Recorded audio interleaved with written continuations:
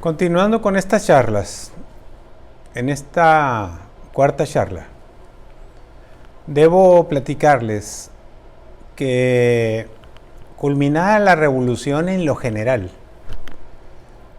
toda la gente armada, la bola que se le llamaba, los soldados rasos, la tropa, las adelitas, los millones de gentes que andaban regados por todo el país, pues regresaron a sus lugares de origen, a sus humildes viviendas, a los lugares, a sus pueblos. Hubo de todo un poco. Solo hubo dos generales que se negaron a deponer las armas y a desmembrar sus respectivos ejércitos, que fueron Francisco Villa y Emiliano Zapata, uno en el norte y otro en el sur.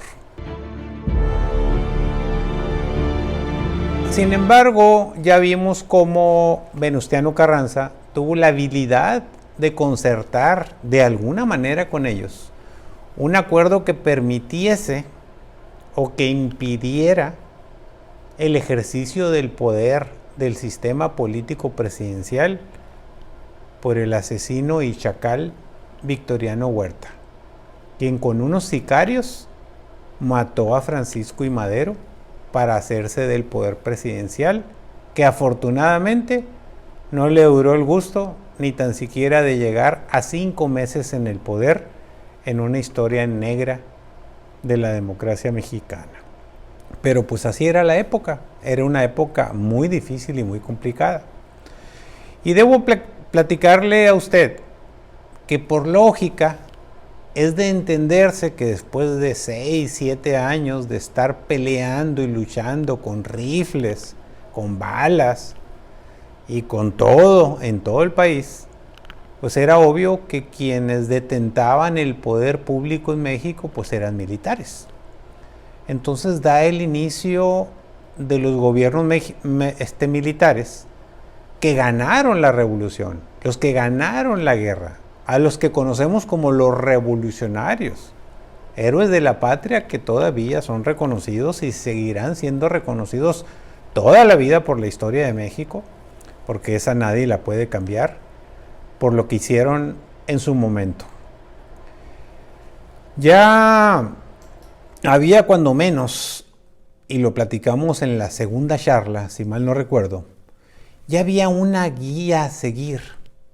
Ya había un país al que se aspiraba a llegar. Un país, ya había un documento donde venía de manera clara las razones por las cuales se lucharon, las aspiraciones populares, y estas se reflejaban, como lo expliqué en la charla número 2, en un documento llamado Constitución Política de los Estados Unidos Mexicanos, que como mencioné con anterioridad, se llevó a cabo en la ciudad de Querétaro, el Congreso Constituyente, que aquel famoso 5 de febrero de 1917 se finalizó dicha Constitución y tomó protesta como presidente de los Estados Unidos Mexicanos, ahora sí, por 3 años, don Venustiano Carranza. Venustiano Carranza, no lo comenté la vez anterior porque se fue el tiempo volando, era un norteño.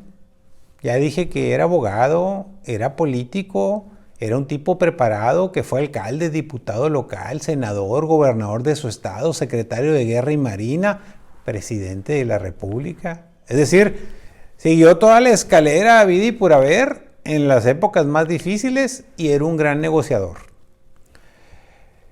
Él era un norteño de corazón, era un tipo bonanchón, aunque muy serio. Era un tipo gigante para la época. Medía 1,98 de estatura, ¿sí? Casi 2 metros, igual que un basquetbolista de la época actual. Y dicen que cuando se juntaba con Álvaro Obregón y con Adolfo de la Huerta aquí en Hermosillo, en Sonora, que las reuniones eran o en Palacio de Gobierno, ahí en la Plaza Zaragoza, o en el Palacio Municipal, ahí también en la Plaza Zaragoza. Dicen que se veían chapitos los sonorenses al lado de Venustiano Carranza, porque era un hombre pues muy alto, parte de militar y político. Y como ya dijimos, pues a él le tocó encabezar la rebelión que duró 5 meses con el Plan de Guadalupe para tumbar a Victoriano Huerta del poder.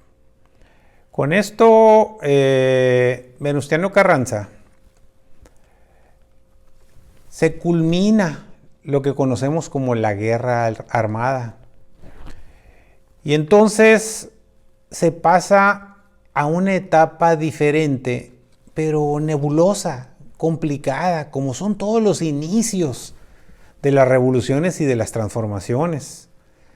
A él le toca hacer la tarea sucia, por llamarlo de una manera, al quitar del poder a Victoriano Huerta, pero también le toca la tarea limpia, la bonita, la de construir los anhelos del pueblo y ponerlos en un documento que es la Constitución Política de los Estados Unidos Mexicanos.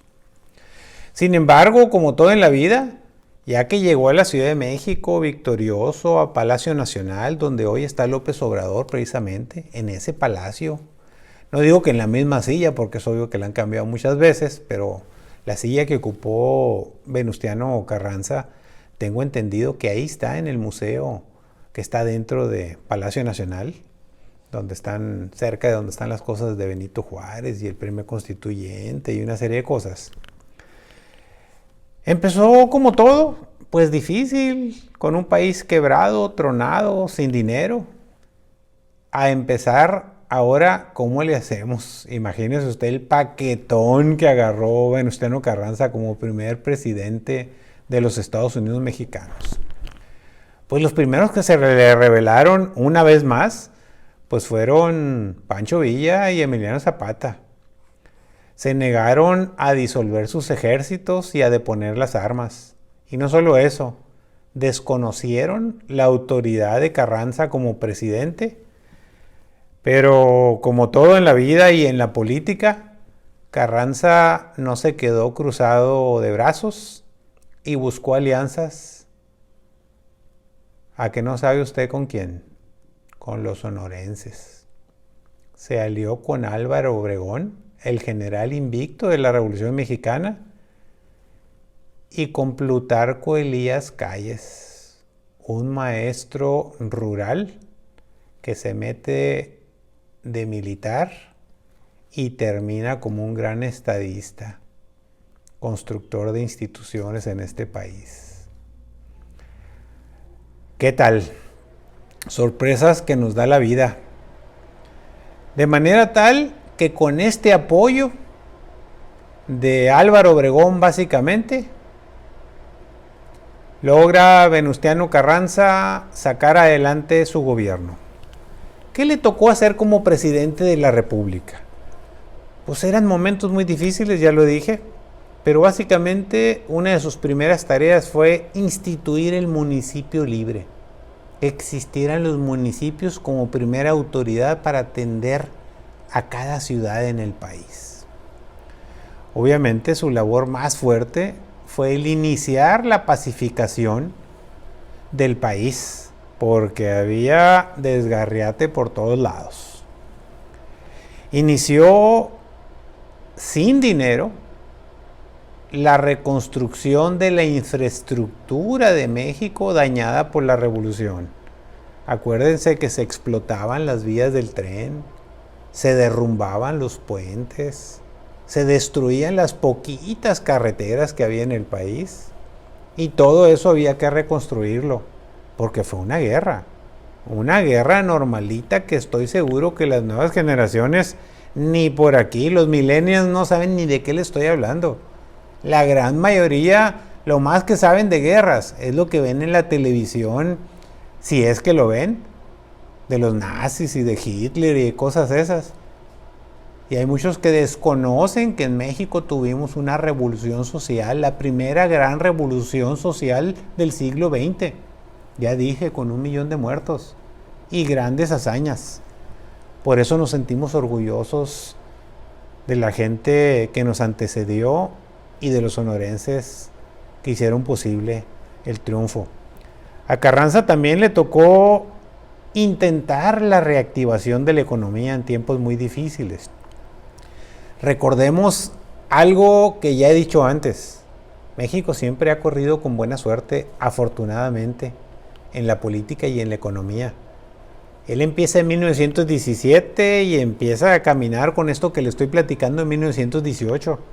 Pero si nos vamos a la historia del mundo, en 1918 empieza la Primera Guerra Mundial. Todos los países andaban metidos con su cabeza en la guerra mundial. ¿Quién se iba a acordar de México? Y menos un país devastado y que había pasado por una revolución armada de 7 años. Nadie se metió con nosotros. Y eso nos ayudó a pasito ir logrando las cosas sin que nadie se quejara. Pues ¿cómo se iban a quejar?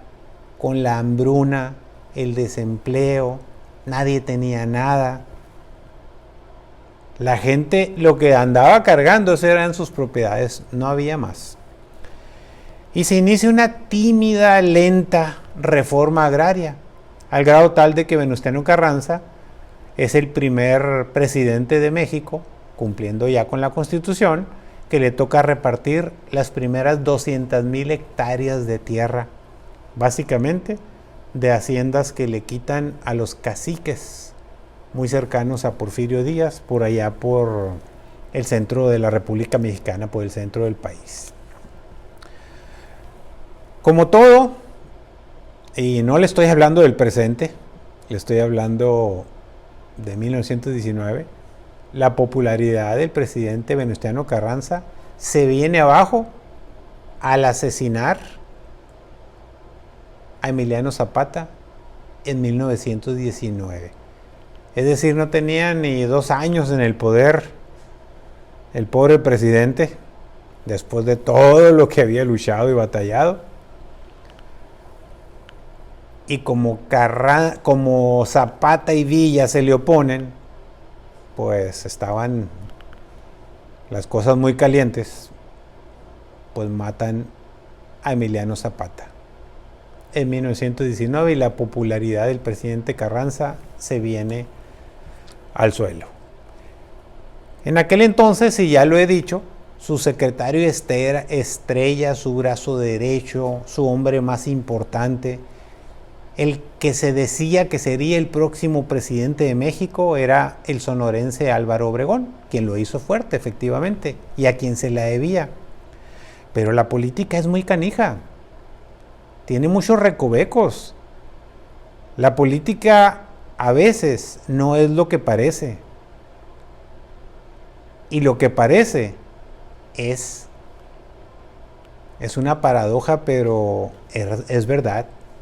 Por eso, cuando alguien le diga a usted, oiga, ¿usted quiere ser presidente de la República? No, yo ando ocupado en otras cosas más importantes y estoy muy metido en mis tareas, y se está muriendo por ser presidente de la República o gobernador. Así es la política. Sin embargo, para finalizar la charla de Venustiano Carranza, como todos en la vida, siempre la lealtad es una línea muy importante y muy firme que todas las personas deben de guardar como valor.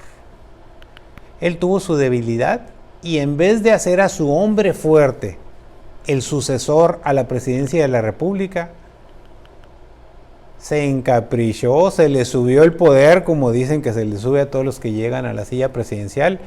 Eso no lo digo yo, eso lo dijo Pancho Villa en una plática con Emiliano Zapata, cuando dijo que todos los que ocupaban la silla presidencial se volvían locos.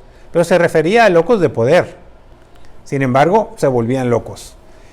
Y entonces, no se le ocurre a Venustiano Carranza, en plena efervescencia, en 1920, de decidirse por un allegado a él, un amigo de él, de nombre Francisco Carvajal, para que fuera su sucesor a la presidencia de la República. Pues ya se imaginará usted que se armó la grande. Los sonorenses, encabezados por Álvaro Obregón, quienes se sentían con el derecho de tener la candidatura, Plutarco Elías Calles, Adolfo de la Huerta, que era el gobernador de Sonora, todos se rebelan y se lanza el plan de Agua Prieta. Y el plan de Agua Prieta, una vez más, desconoce al presidente de la República, Venustiano Carranza, lo sacan de Palacio Nacional, lo matan en Puebla, lo matan, lo emboscan, lo matan. Estamos hablando de épocas muy difíciles del país. E ponen como presidente interino, con la misión de convocar elecciones, al que era el gobernador de Sonora, Adolfo de la Huerta. Y así es como llega Adolfo de la Huerta a ser presidente de la República por algunos meses para convocar elecciones. En aquel entonces yo ya le había dicho a usted que los periodos de los presidentes de la República eran por 4 años, no por 6, no eran sexenios, eran cuatrienios. Y pues yo creo que usted ya adivinó, el candidato a la presidencia de la República fue Álvaro Obregón, quien gana las elecciones, y de eso le platicaré en la siguiente charla. Que tenga buen día.